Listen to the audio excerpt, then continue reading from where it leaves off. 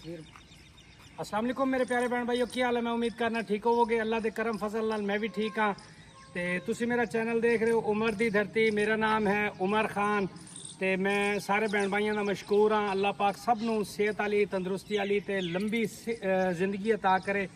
तो जिन्होंने प्यारे भैन भाइयों ने मेरी वालदा लई खसूसी दुआवां कीतियां ने, मैं उन्होंने सारिਆਂ ਦਾ तह दिल तो मशकूर हाँ। तो ओवरसीज़ भाइयों का तो बिल्कुल खसूसी तौर पर मशकूर हाँ, क्योंकि उन्होंने मदीना शरीफ जाके हरम पाक जाके मेरी वालदा लई खसूसी दुआवां कीतियां ने। अल्लाह पाक उन्होंने कारोबार रिस्क माल जान इज्जत आबरूज बरकतां अता फरमावे। तो अज तुहाडे लई बहुत प्यारा छोटा जिहा घर बहुत ही खूबसूरत छोटी फैमिली लई और जीरो रेट से लैके हाजिर होए हाँ। लास्ट दे विच ज़हन च रखना, पूरी वीडियो देखा करो। लास्ट दे विच एक तो नंबर भी मेरा होगा विच, दूसरी गल है मुकम्मल एड्रैस भी शामिल होगा। ठीक हो गया।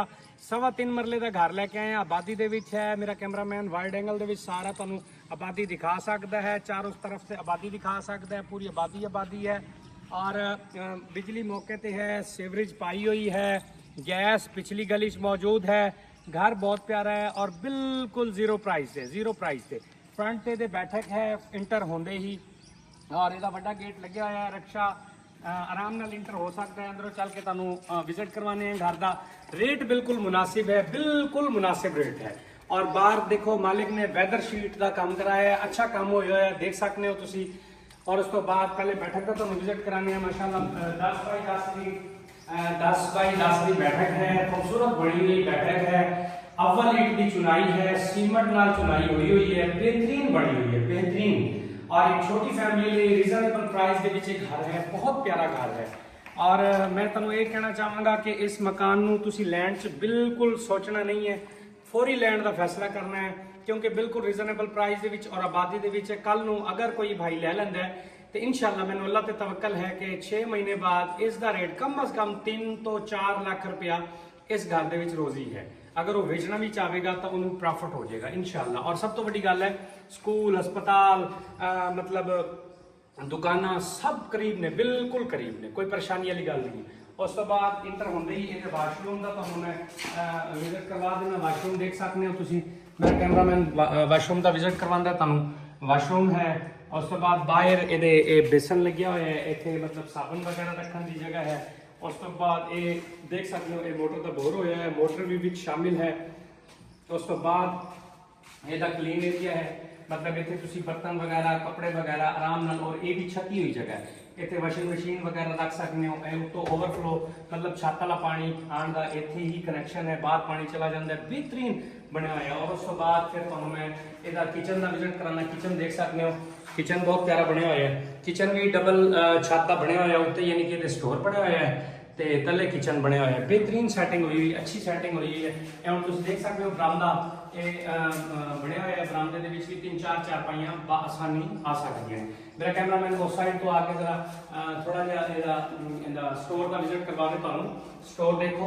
स्टोर भी उत्ते बनया हुआ, उत्ते समान समून एक्स्ट्रा जो बंदे का घर का मतलब समान होंदा है वो आराम नाल तुसी उत्ते रख सकते हो। उस तो बाद जनाब इतने अलमारी भी दी गई है, मोटर की जगह भी है।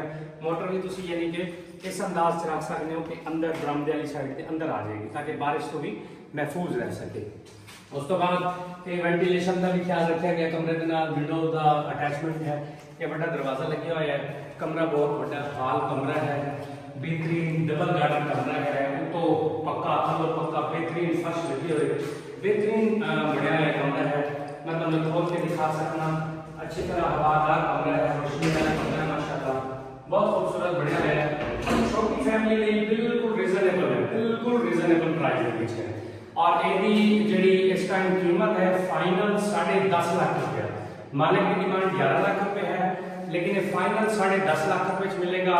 मेरा टेलीफोन नंबर जोड़ा है वो 0300 732 83 41 0300 732 83 41 ये मेरा टेलीफोन नंबर है।